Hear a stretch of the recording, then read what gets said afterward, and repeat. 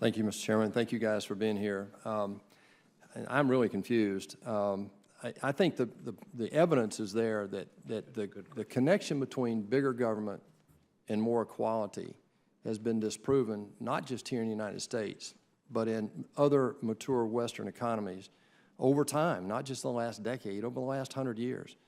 I would argue that the Great Society was our attempt at a bigger government solution to something we all wanted to solve, and that's poverty. And yet the poverty rate today is exactly the same as it was in the 60s. So I'm really confused at the debate here about whether growth is good or bad. The connection between growth, job creation, and income is a precept that I personally subscribe to. And now I recognize that when you're coming from the ag industry to an industrial age to an information age, and the cycle of that change is much more rapid today than either of those other two changes.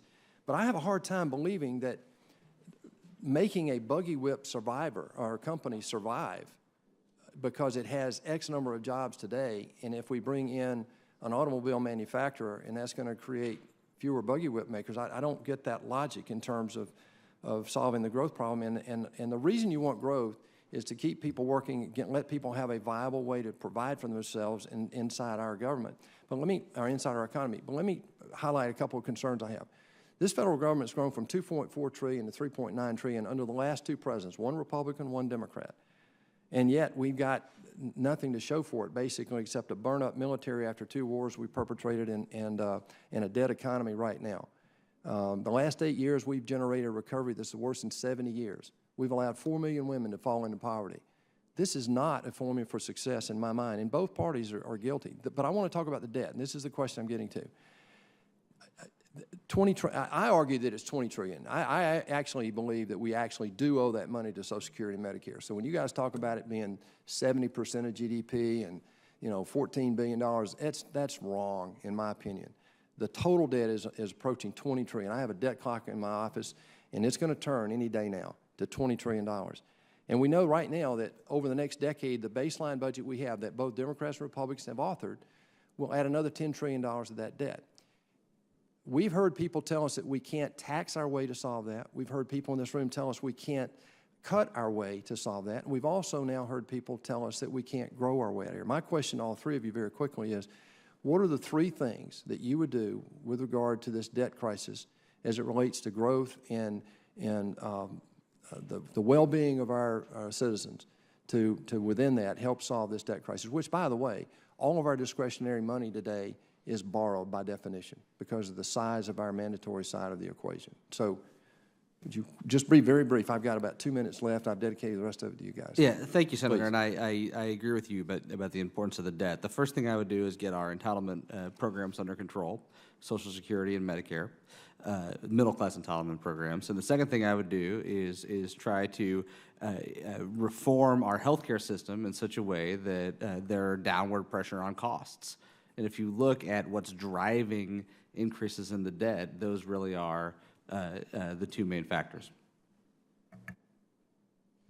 Well, I think the best measure of the burden of government, the tax burden is really the government budget plus all the regulatory stuff that we don't measure very well. I mean, we really have to, I think you have to ask yourself, isn't government really too big and doing the wrong things? And so we really are going to depend on you to ask those questions and get answers from us and streamline what the government is doing. I mean, it is wasting a lot of resources. So the model right now, we're about a little less than 18% of our GDP is the federal government.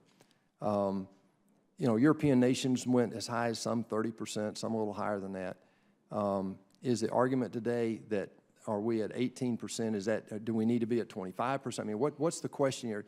How big is government going to be? And then how's it going to spend the money? And every dollar that the government spend is a dollar that's sucked out of this equation that created this economic miracle in the last 70 years, in my opinion, is innovation, capital formation, the rule of law. So that's the question that I have. Dr. Sachs, do you have a comment? First, Senator, nobody should talk about trying to protect the buggy whip industry. The point I'm making is a different one, which is that the nature of economic growth, which expands the pie, is also slicing it in a different way now. So you can have growth, but you're not getting good jobs alongside it. Agreed, but isn't that the transition we're talking about, coming out of an industrial age into an information age? Not quite. It is the difference of machines that can do the job of what. So are you saying that we should stop technological development and innovation? No. What I'm saying is that when you have a bigger pie and some are losers of it, you should redistribute. And how would you redistribute? First, I would make sure that all our kids can get the education they need without the student debt of $1.2 trillion. You know, I worked my way through college. I have to tell you, I'm offended by that argument, personally. And I have a lot of good friends who worked their way through college. What was the tuition you paid at that point, Senator? In current dollars, about exactly the same at that institution as it is today. That surprises me, because the real cost of tuition in constant dollars has soared. In constant dollars. Tuition has soared. Agreed. So have wages. No, wages have been stagnant. If you're a high school grad, over that long period of time, wages have been stagnant for 35 years. I wasn't a high school grad. I had college education for 35 years now. So, but on your question of, so if we have our mega wealth earners, if we have the Googles and the Microsofts and the Apples and the Amazons putting all their profits in the Cayman Islands and Bermuda, where they do right now, or in Ireland, so they don't pay their taxes.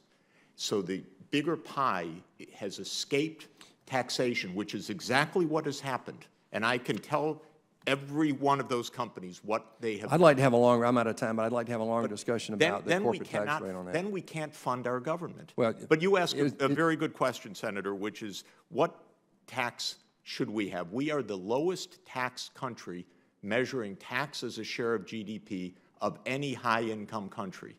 Now, I spend a lot of time in Germany, in the Netherlands, in Sweden, in Denmark. The average person there is living better than the average person in the United States. They have vacation time. They have guaranteed health care. They have free tuition.